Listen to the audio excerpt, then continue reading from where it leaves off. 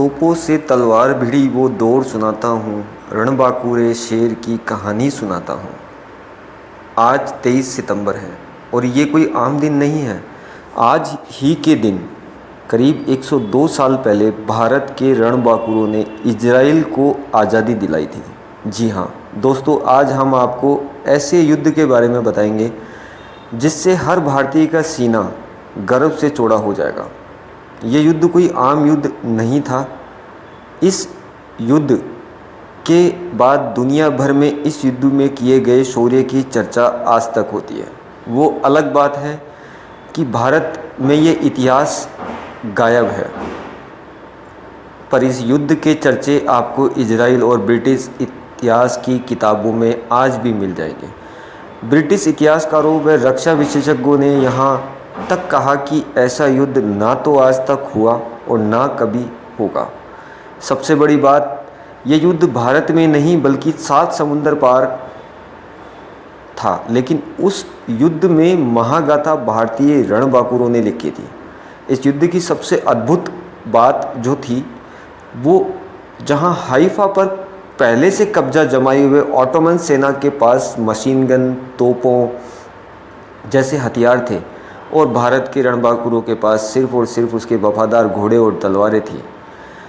मतलब तलवारों और घोड़ों का मुकाबला सीधा मशीन गन और तोपों से था, वो भी एक अनजान जगह। बात प्रथम विश्व युद्ध की है, जब 7 समुद्र पार आज का इजराइल देश पर ओटोमन सेना का कब्जा था।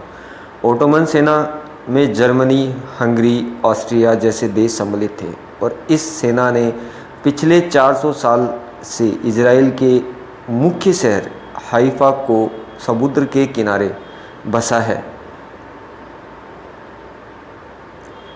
उस पर अधिकार किया हुआ था। इसको छुड़ाने के लिए ब्रिटिश सेना ने बहुत प्रयास किए, पर हर बार शिकस्त ही मिली। इसके बाद ब्रिटिश अधिकारियों ने भारत की घुड़सवार सेना की मदद ली। उन्होंने जोधपुर महाराजा सर प्रताप सिंह से इस युद्ध के लिए देश की सबसे ताकतवर घुड़सवार सेना जोधपुर लांसर को भेजने की बात कही। आगे युद्ध में जो हुआ उसको आप इन कम व सरल शब्दों में समझिए।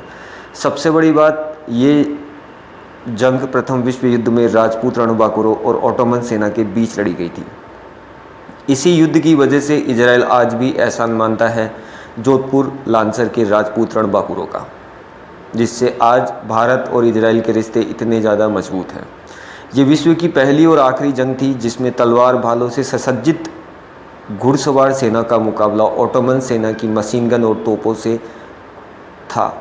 एक वाक्य का जिक्र आज भी आता है जब ब्रिटिश अधिकारी ने मेजर दलपत सिंह शेखावत से कहा कि आज आप तलवारों से ओटोमन सेना का मुकाबला नहीं कर सकते हैं, इसलिए आपको युद्ध नहीं लड़ना चाहिए।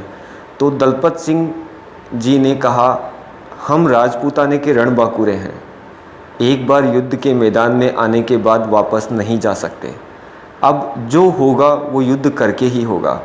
भारतीय सेना का नेतृत्व मेजर ठाकुर दलपत सिंह शेखावत कर रहे थे। दुनिया में राजपूतों से बेहतर और बहादुराना कैवेलरी चार्ज कोई नहीं कर सकता।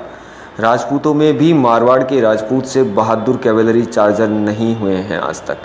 वे संयोग ही है कि दुनिया के आखिरी सफल बहादुर कैवेलरी चार्ज भी इसी मारवाड़ के सबसे एलिट जोधपुर लांसर के नाम ही है।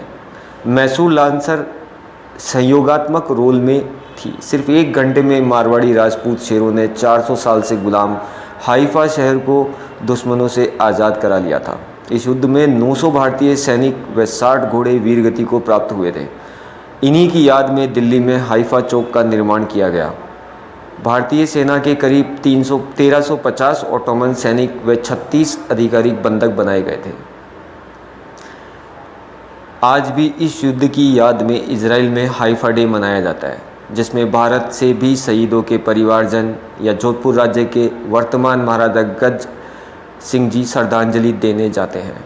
ब्रिटिश इतिहासकारों का कहना है कि ऐसी शौर्यपूर्ण जंग ना तो पहले कभी लड़ी गई और ना ही लड़ी जाएगी। राजपूतों के इस शौर्य ने बहादुरी का एक नया आयाम लिखा था। आज हम भी इतिहास के सबसे बड़े सूर्यमाओं को इस हाइफा दिवस पर नमन करते हैं। जय हिंद, जय राजपूताना।